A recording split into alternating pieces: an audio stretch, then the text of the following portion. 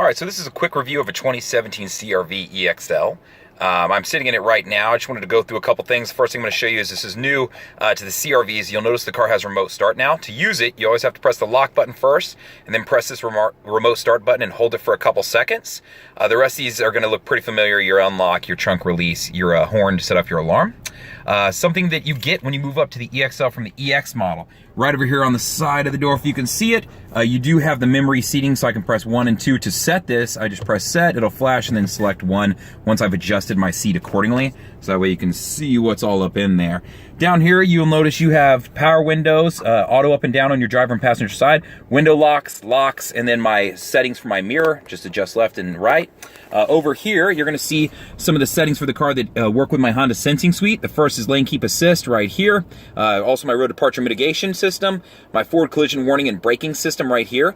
Vehicle stability assist. This is always on unless you press and hold this for a couple seconds to turn it off. This is if I wanted to spin my tires because I was stuck in the mud, then I would turn this off. Then my trunk release, or I should say hatch release. When I jump up to the steering wheel, first thing I'll do is start you over here. My volume control, I can drag my finger up and down it to control the volume. So a really cool deal that you can do in that sense. You can also tap it to change volume up and down. Up and down will switch between whatever I'm listening to as far as audio goes. So I'll switch up here, and this way you can see when I jump, it'll jump between FM, AM, satellite radio, which satellite radio comes in 90 days in this vehicle. So just so you can see how that works from here up and down.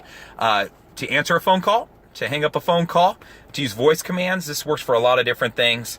You can use this for music if I have something connected through the USB, such as an iPod. This works for voice commands as far as call so-and-so, that sort of thing, call this number, fill in the blank. If I have a phone with Siri, I can press and hold this till I hear Siri and then ask Siri to do anything I'd like.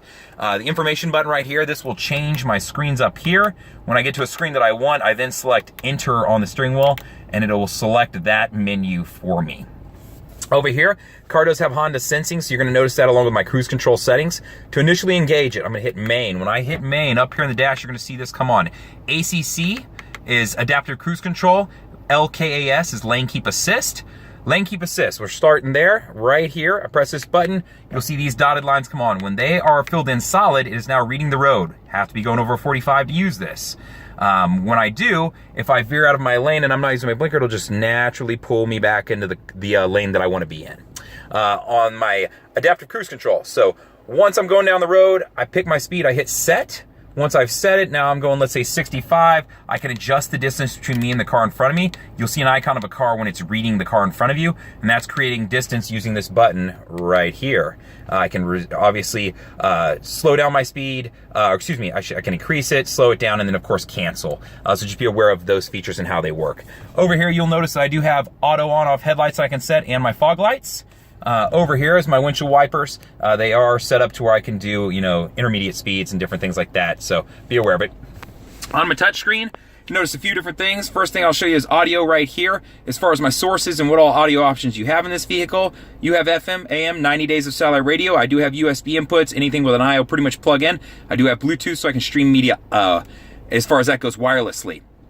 You'll notice you don't see a CD player on here. No more CD player in this vehicle. It's gone. So just be aware of that. I'm gonna jump back to the home button, show you the information button. This is where I can get tripometer information.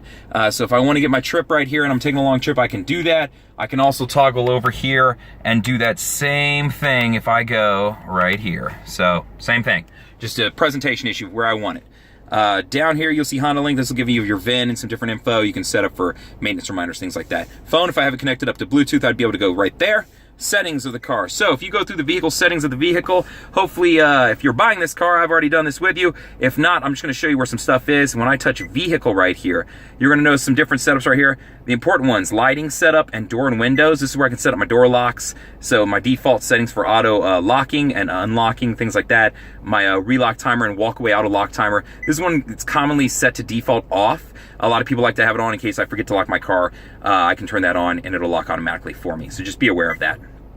If I had my iPhone connected up to the USB. This would automatically light up and it would say Apple CarPlay. If I have an Android phone, I need to download the Android Auto app, 100% free, and then plug into the USB, and this will light up and say Android Auto. I'd be able to select it and then get there. This will allow me to pull up my maps, navigation, music, plenty of options like that. Oops, I've touched something different.